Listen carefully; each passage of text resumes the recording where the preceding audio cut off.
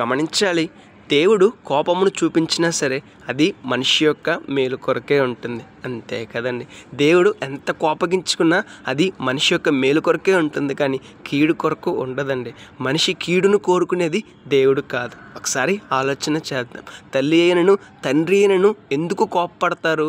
బిడ్డ యొక్క మేలు కొరకే, బిడ్డ బాగుపడాలని, బిడ్డ ఆనందంగా ఉండాలని తల్లి అయినను తండ్రి అయినను కోపపడతారు. కానీ వారు మనకు ఎలా కనబడతారంటే మన యొక్క కీడును కోరుకునే వారిలా కనబడతారు. ఒకసారి ఆలోచన చేద్దాం. ఈ లోకపరమైన తల్లిదండ్రులే బిడ్డల యొక్క మేలు కోరుకుంటే మరి పరలోకపు తండ్రి అయిన దేవుడు తన బిడ్డల మేలును కోరుకుంటారా, కీడును కోరుకుంటారా?